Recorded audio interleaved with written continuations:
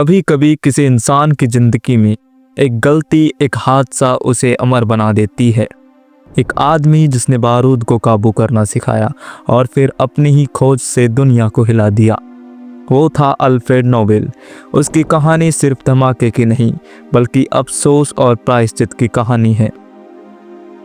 आज हम जानेंगे कि कैसे एक आविष्कारक की गलती ने जन्म दिया दुनिया के सबसे प्रतिष्ठित इनाम, जिसे हम कहते हैं नोबेल प्राइज।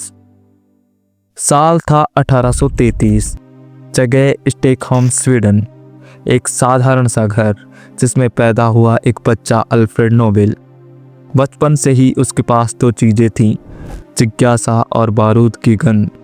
उसके पिता इमैनुअल नोबेल एक इंजीनियर थे और विस्फोटकों पर काम करते थे, लेकिन किस्मत ने उनके परिवार को रूस पहुंचा दिया, जहां अल्फ्रेड की आंखों ने पहली बार देखा कि कैसे एक छोटा सा रासायनिक फॉर्मूला पहाड़ों को हिला सकता है। वो मंत्रमुग्ध था, उसे विज्ञान से प्यार था, पर उसे ये नहीं पता था कि यही प्यार एक दिन उसे इतिहास का सबसे विवादित और फिर सबसे सम्मानित इंसान बना देगा। युवा अल्फ्रेड ने रासायनिक प्रयोगों में खुद को झोंक दिया।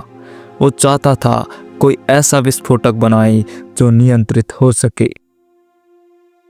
और फिर 1867, वो साल जिसने दुनिया बदल दी।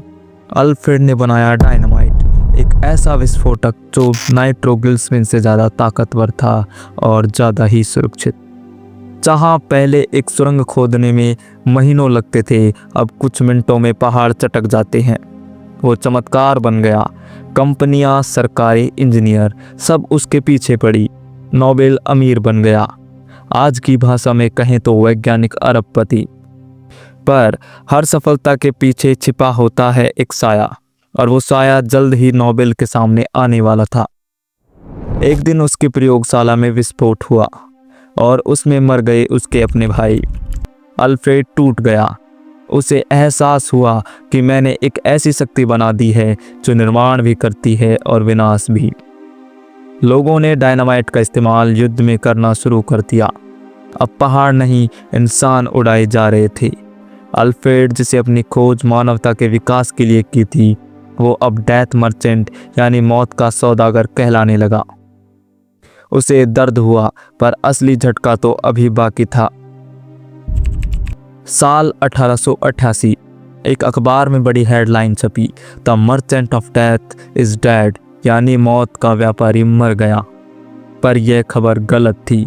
मरने वाला अल्फ्रेड नहीं, उसका भाई लुडविग था। लेकिन खबर ने गलती से अल्फ्रेड को ही मार दिया। और पहली बार अल्फ्रेड ने देखा दुनिया उसे कैसे याद करेगी। एक ऐसा आदमी जिसने मौत का कारोबार किया। उस दिन अल्फ्रेड नोबेल का दिल भीतर से हिल गया। वो सोचने लगा, अगर मैं सच में मर जाऊं तो क्या यही मेरी विरासत होगी?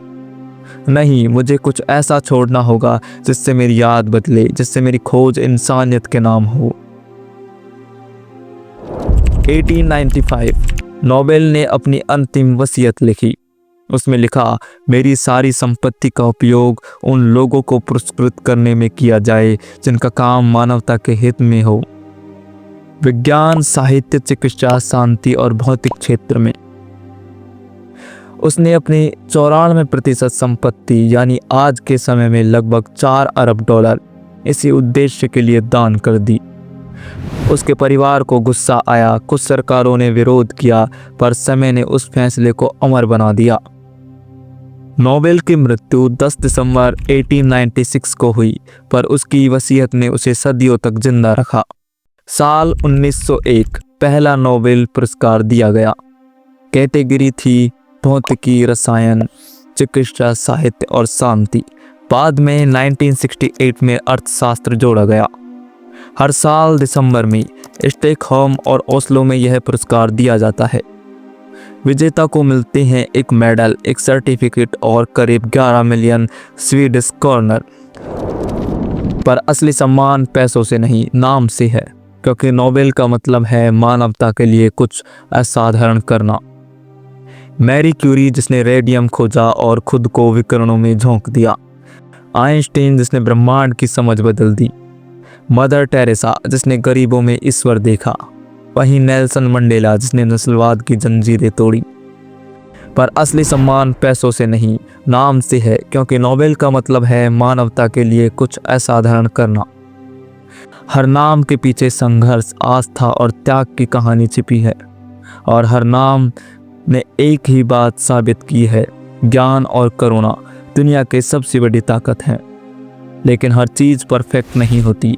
नोबेल पुरस्कार पर भी विवाद हुए हैं, कभी राजनीति, कभी चयन प्रक्रिया पर सवाल। कुछ लोगों ने पुरस्कार ठुकरा भी दिए, कुछ को दिया ही नहीं गया जबकि वो हकदार थे।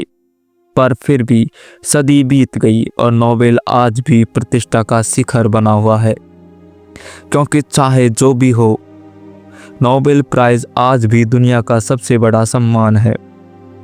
सोचिए, एक ऐसा आदमी जिसने डायनामाइट बनाया, उसी के नाम पर दिया जाता है शांति पुरस्कार। किस्मत का ये पलटा नहीं, बल्कि एक प्रायश्चित है, एक इंसान को अपने कर्मों का सुधार। अल्फ्रेड नोबेल की कहानी हमें सिखाती है, आपकी पहचान आपकी गलतियों से नहीं, बल्कि उस कोशिशों से होती है जिससे आप उन्हें सुधारते हैं। अगर नोबेल आज जिंदा होते तो शायद आर्टिफिशियल इंटेलिजेंस, क्लाइमेट चेंज या मानव अधिकारों के लिए पुरस्कार देते, क्योंकि उनका लक्ष्य एक ही था, मानवता के भले के लिए कुछ करना। और ये बात आज भी उतनी ही सच्ची है जितनी 100 साल पहले थी। अल्फ्रेड नोबेल ने हमें एक सीख दी कि जिंदगी में सबसे बड़ी खोज वो नहीं जो दुनिया बदले, बल्कि वो है जो इंसान के भीतर की मनसा बदल दे। हर इंसान अपनी गलती से कुछ न कुछ अच्छा पैदा कर सकता है, अगर वो दिल से चाहे, और शायद इसी को हम कहते हैं सच्ची मानवता। अगर आपको यह कहानी पसंद आई हो तो लाइक कीजिए, सब्सक्राइब कीजिए और कमेंट में बताइए कि अगला वीडियो किस महान वैज्ञानिक या इतिहास के रहस्य पर बनाएं।